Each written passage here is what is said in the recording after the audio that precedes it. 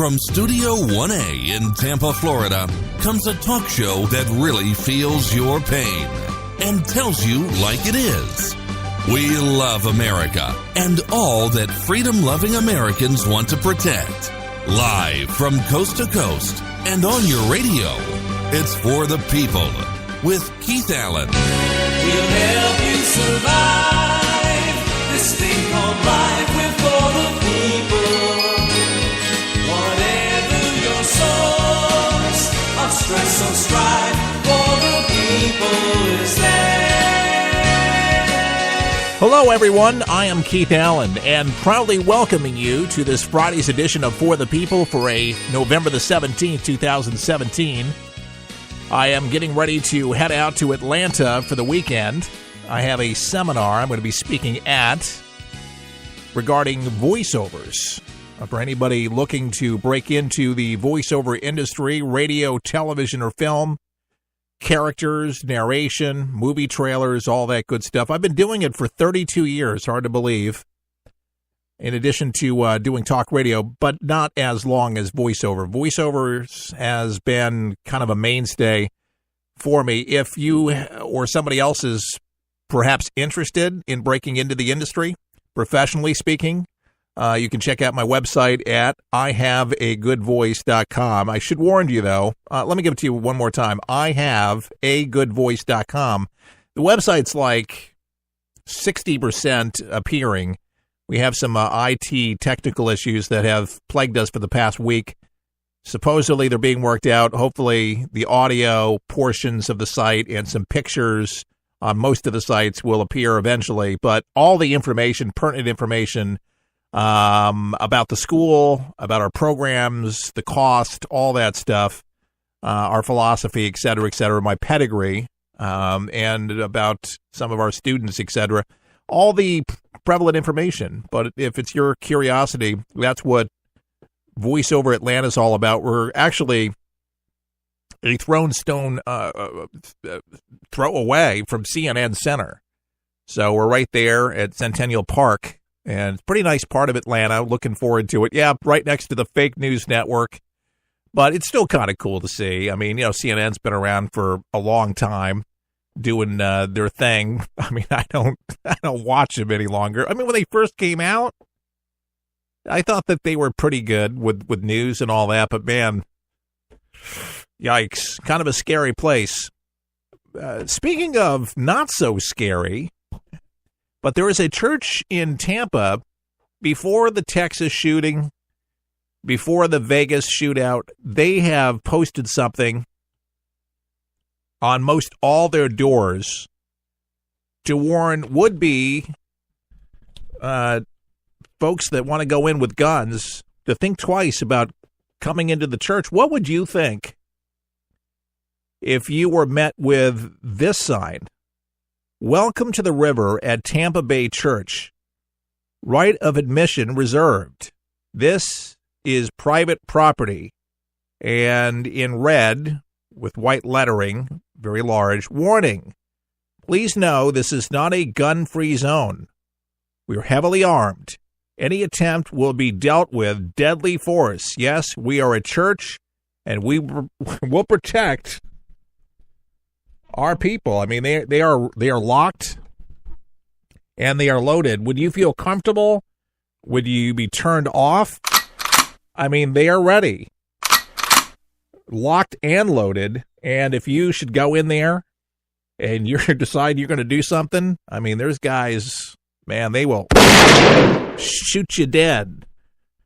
I don't know what to think. I mean, I'm a little weirded out by the whole thing, but yet again, we just saw what this psycho did, and we've seen this in a couple other places in the country most recently, and it kind of scares me a little bit, but at the same token, comforts me. It's kind of a strange dilemma, what to do. I mean, you're in the Lord's house. I mean, we are supposed to protect one another and the temple, which is our bodies, and I've said this on the other broadcast, that the shepherd of the church, the pastor, the parishioners, etc., their job is to protect the flock. in essence, this is what this pastor said that he's been trying to do, warning people, but protecting, most importantly, his church. Now, the well-known charismatic pastor, his name is Rodney Howard Brown. Okay, I do the show here in the Tampa Bay area. His church happens to be here. We have super churches here, just like a lot of cities do. We had Church Without Walls with Paula White. I guess she's still in the Tampa Bay area, but she doesn't have that. She has her own church now. She was with Randy White. They got a divorce and all that stuff. But we have a lot of big churches. This is a charismatic one. It's called The River at Tampa Bay Church, and they have this worldwide broadcast that takes place right there at the church. But he says he's not really trying to close his doors, so to speak, with people that want to come in. He said it's a deterrent. Associate Pastor Alan Haw told the paper, look at what's going on in the past 2 months. Look at what happened in Texas. Look at what happened in Las Vegas. Because we're a church that is on television, we're very involved in the community. We want people to know that this is a safe zone. Hawes himself has a concealed weapon permit and a Springfield Armory 1911 handgun, according to the Times, adding that he's far from alone in the 21-year-old church. He walked through the door with the intention to harm. This is the pastor's words. That sign serves as a deterrent to you. We are not a soft target. People here will defend their families. River at Tampa Bay Church also hosted a concealed weapons permit class just recently. And there's some reactions, to Brown's Instagram post and to the newspaper interviews. Post of the ominous church sign have run the gamut from Starkey, opposed to fully supportive. One says, I feel so awesome and safe 100% at my church. One commenter wrote, we are blessed and loved. But a number of others took exception to the sign with responses like, can't believe we worship the same Jesus. And this is a terrible way of exemplifying Christ's life. What bothers me more than the heavily armed part is the right of admission reserved. Another commenter said that Jesus said, come to me all. I understand the concerns about desperate people with guns, but what about the desperate people without them? Brown's response, trust me, all are welcome. Our church has hundreds coming on buses on Sunday, so desperate people are welcome. It's a decision that more pastors across America really have to make that decision. Some would say, well, listen, if you have to trust the gun, then you're not trusting Jesus to protect you. I don't recall in the Bible that Jesus was touting a gun. I remember that Jesus actually rebuked Peter because he cut the ear off the soldier. He healed the soldier, and he said that he didn't come with a sword. But Jesus was on his way to the cross, and he didn't want to be stopped because God's will had to be done. I don't think there's too many people that would say those in the Texas church, that was God's will for all of them to be massacred. Now, some people say they would be martyrs.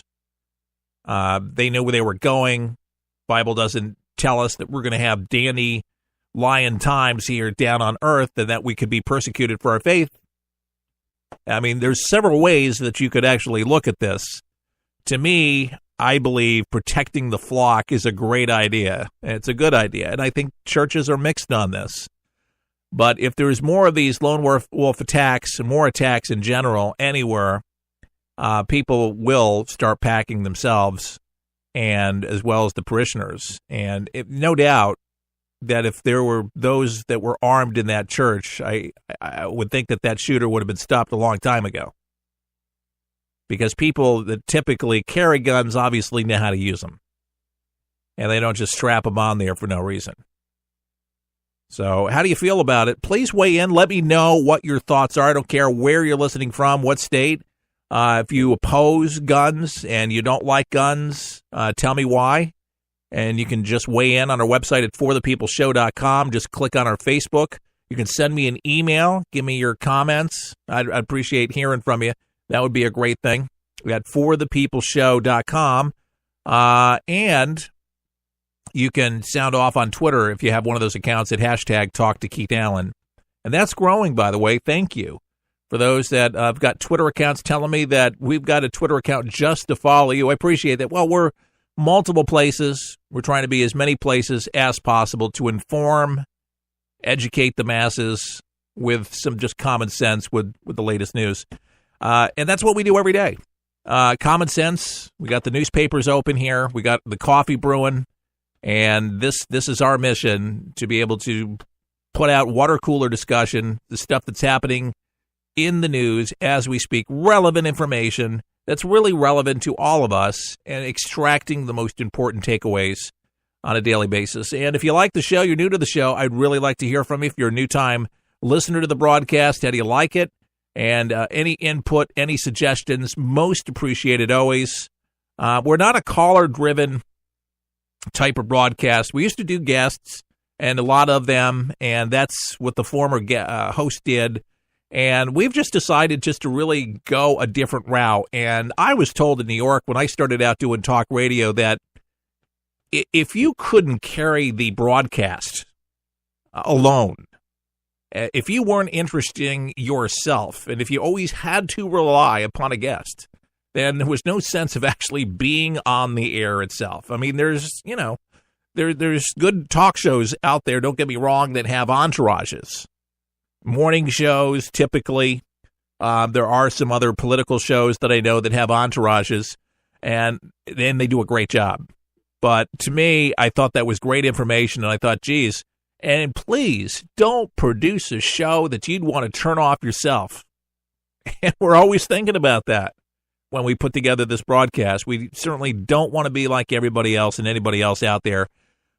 So when we put together the show, we do think about the audience, and your feedback is taken to heart. Unlike some others that, just falls on deaf ears, we really do like your information that you send us. And it doesn't matter if you're liberal. Seriously, listen, we can still get along, and there's something we can talk about. I tell my liberal friends, there's got to be something else we can discuss besides the tax bill, besides Obamacare. There's other things we can see eye to eye about. And that's a start. That's a beginning.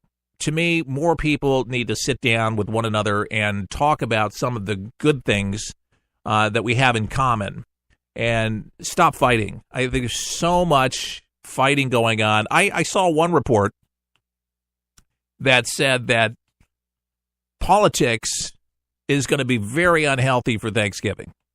They think this is going to be one of the most unhealthiest Thanksgivings on record because of the divisiveness in politics. Don't let it be. Don't bring that up. I mean, and there's very good advice, but they say the two things you shouldn't bring up, politics and religion. Well, to me, I'm praying over my food. Giving thanks is something you should do daily, not just on Thanksgiving, but you should give thanks to the dear Lord above, who provides the food on our plate, provides the means for us to be able to do it. Having that attitude of gratitude, year round is a beautiful thing. Life's so short. My dad used to always tell me, Keith, smell the roses. Take it in. And you got to take it in on a daily basis. But please don't bring up whatever you do. Don't be tempted. And even if somebody starts a conversation, it's of different persuasion that you don't agree with. It could be of the liberal left, could be a snowflake. Don't let it offend you. Just bite your lip. Have a tissue on hand. I understand it's going to be painful. But it's just something we have to do with family. Not everybody, and just a news blast here, not everybody thinks the same. Not everybody does. And you're never, ever going to be able to find 100% of an audience that agrees with every single thing you say and how you say it. It's just not going to. You have to be true to yourself. And that's important. But everybody does have something to contribute out there. And But to me, if you're going to have